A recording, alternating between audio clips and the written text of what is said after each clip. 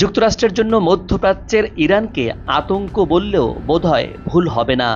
দেশটির এক একটি পারমাণবিক সফলতা যেন যুক্তরাষ্ট্রের গায়ে আগুন ধরিয়ে দিচ্ছে।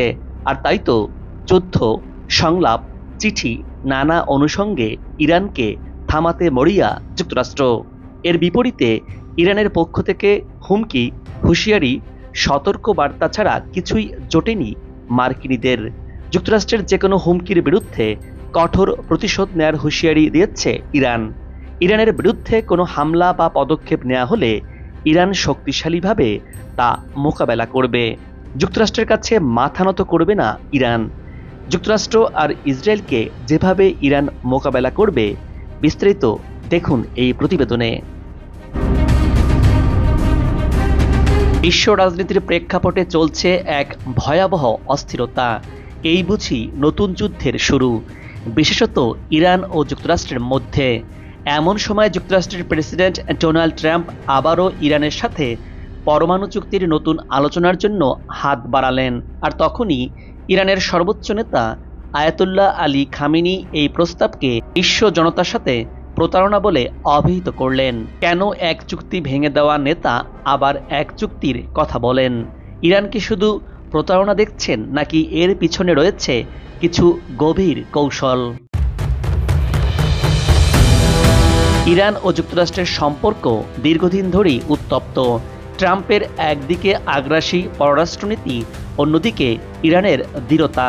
কিন্তু সম্প্রতি মার্কিন প্রেসিডেন্ট ডোনাল্ড ট্রাম্প আবারও আলোচনার জন্য হাত বাড়িয়েছেন। তিনি বলেছেন, ইরানকে পরমাণু চুক্তি পুনরুদ্ধারের জন্য তিনি নতুন প্রস্তাব পাঠিয়েছেন।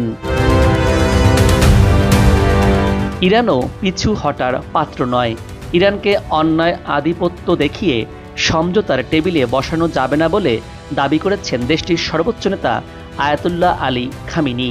মার্কিন সরকারের হুমকির কথা উল্লেখ করে ইরানের পররাষ্ট্র মন্ত্রণালয়ের মুখপাত্র বলেছেন, চাপের মুখে ইসলামী প্রজাতন্ত্র ইরান কখনোই আলোচনা মেনে নেবে না।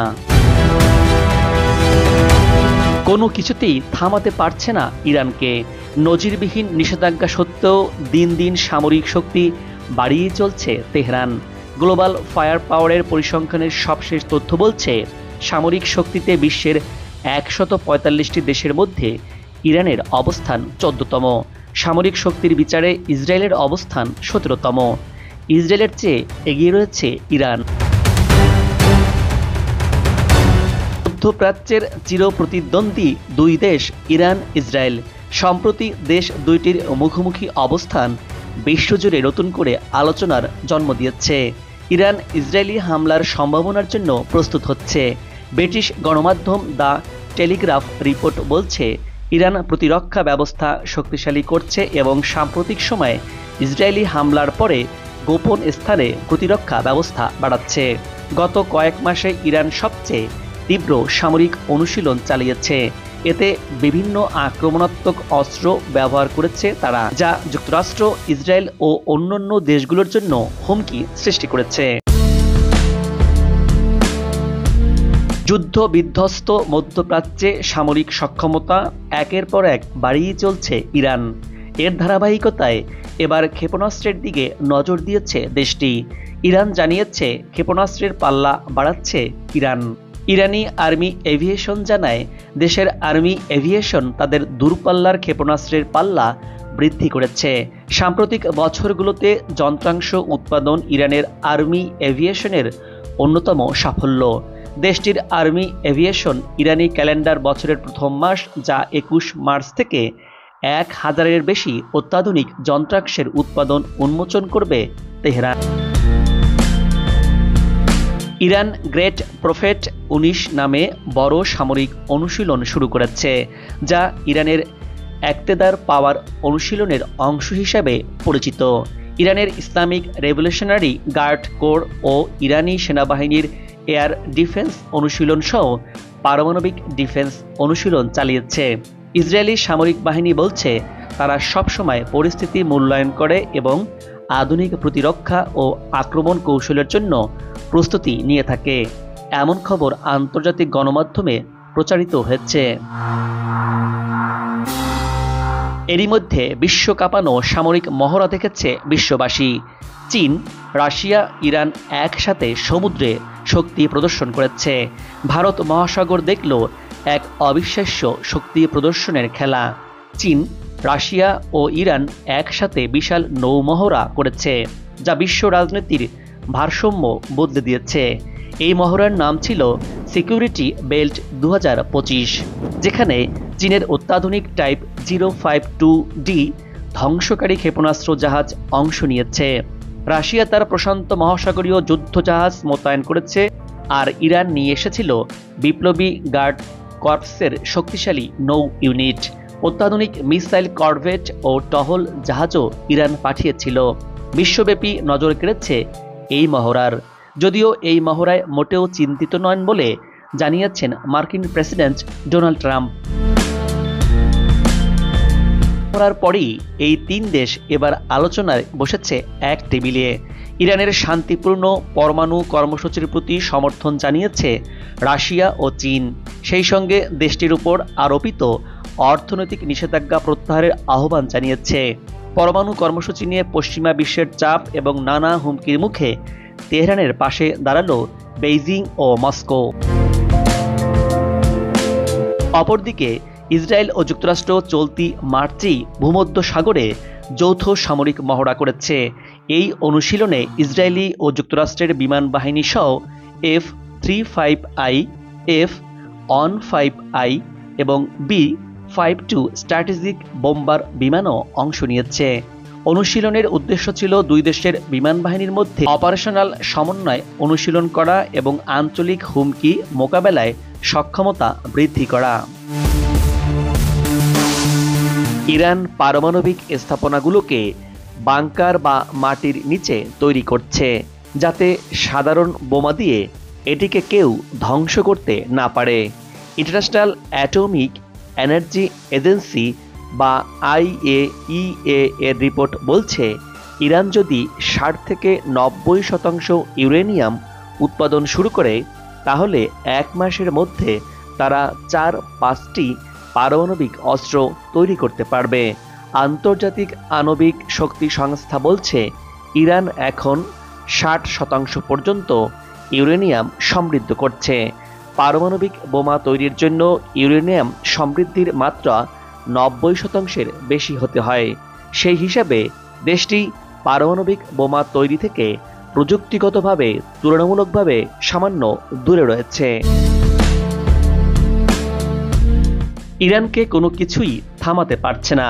নজিরবিহীন নিষেধাজ্ঞা সত্ত্বেও দিন দিন সামরিক শক্তি বাড়িয়ে চলছে তেহরান। ইরান বর্তমানে বিশ্বের 14তম বৃহত্তম সামরিক শক্তি হিসাবে নিজেদের অবস্থান তৈরি করেছে। দেশটি সেনাবাহিনী ও বিমান বাহিনীকে শক্তিশালী করার পাশাপাশি অত্যাধুনিক ড্রোন এবং ব্যালিস্টিক ক্ষেপণাস্ত্র তৈরি করতে সক্ষম হয়েছে। এমনকি পারমাণবিক অস্ত্র রয়েছে ইরানের ভান্ডারে। বলা চলে, সময় গড়িয়ে যাওয়ার সাথে সাথে ইরান সামরিক শক্তি বাড়াচ্ছে। এর ফলে পরিস্থিতি যে কোনো সময় বদলে যেতে পারে। বিশেষজ্ঞরা বলছেন, ইরানকে ভেঙে ফেলা এখন আর সহজ কোনো কাজ হবে না। ইরান সবসময় দাবি করে এসেছে, অস্ত্র তৈরি করার জন্য নয়, বরং শান্তিমূলক কার্যক্রমের জন্যই তারা পারমাণবিক কর্মসূচি চলমান রেখেছে। জবরদস্তির বিরুদ্ধে ইরান কখনোই মাথা নত করবে না বলে এমনটাই দাবি করছে ইরান। মধ্যপ্রাচ্যে চলমান উত্তেজনাপূর্ণ পরিস্থিতির মধ্যেই একের পর এক উচ্চ ক্ষমতা সম্পন্ন সমরাস্ত্র, ক্ষেপণাস্ত্র, ড্রোন ও যুদ্ধ জাহাজ উন্মোচন করে যাচ্ছে ইরান। এরই ধারাবাহিকতায় দেশটি এবার একটি উচ্চ গতির নৌযান উন্মোচন করেছে, যা বিধ্বংসী যুদ্ধ জাহাজ মোকাবেলার জন্য উন্নত ক্রুজ ক্ষেপণাস্ত্র বহন করতে সক্ষম। সেই সাথে ইরান তার তৃতীয় ভূগর্ভস্থ ক্ষেপণাস্ত্র ঘাঁটি উন্মোচন করেছে। এই ঘাঁটিটি দক্ষিণ ইরানে অবস্থিত এবং ক্রুজ ক্ষেপণাস্ত্র দিয়ে সুসজ্জিত। এই ক্ষেপণাস্ত্রগুলি কৌশলগত দক্ষিণ জলসীমায় শত্রু ধ্বংসকারীকে আক্রমণ করার জন্য ডিজাইন করা হয়েছে। এই উচ্চমানের ক্ষেপণাস্ত্রগুলি ইলেকট্রনিক্স যুদ্ধ ব্যবস্থা দিয়ে সজ্জিত, যার ফলে শত্রুদের পক্ষে তাদের বাধা দেওয়া কঠিন হয়ে পড়বে। IRGCর নৌ ক্রুজ ক্ষেপণাস্ত্র, যার নাম কদর 380, এর পাল্লা 1000 কিলোমিটারেরও বেশি। বলা যায় এটি ইরানের একটি মিসাইল সিটি। সামরিক সক্ষমতার দিক থেকে বিশ্বের শীর্ষ দেশগুলোর মধ্যে ইরান অন্যতম। তবে শক্তিশালী দেশের তালিকায় থাকলেও বড় দুর্বলতাও ছিল এই দেশটির। অত্যাধুনিক প্রযুক্তির এবং দূরপাল্লার ক্ষেপণাস্ত্র থাকলেও ইরানের হাতে ছিল না কোনো শক্তিশালী যুদ্ধ বিমান। তবে এবার সেই দুর্বলতাও কাটিয়ে নিজেদেরকে সমৃদ্ধ করছে মুসলিম দেশ ইরান। মধ্যপ্রাচ্য জুড়ে যুদ্ধ বিগ্রহে দেশটি নিজেদের বহরে অত্যাধুনিক যুদ্ধবিমান যুক্ত করছে। জানা গেছে ইরান ইতোমধ্যে রাশিয়ার কাছ থেকে ভয়ঙ্কর Su-35 ও Su-30 যুদ্ধবিমান হাতে পেয়েছে। ইরানের এই যুদ্ধবিমান নিয়ে দেশটির শত্রু দেশ ইসরায়েল কিংবা তার মিত্র দেশগুলোর উপর যেন আকাশ ভেঙে পড়ার মতো উপক্রম হয়েছে। এ নিয়ে পশ্চিমা দেশগুলো বেশ শঙ্কিত হয়ে পড়ছে। এমন অবস্থার মধ্যেই নতুন খবর এলো মরার উপর খাড়ার ঘা হিসেবে। খবর বলছে চলতি মাসের 19 তারিখে অত্যাধুনিক এই যুদ্ধ বিমানগুলো প্রকাশ্যে আনার প্রস্তুতি নিচ্ছে তেহরান।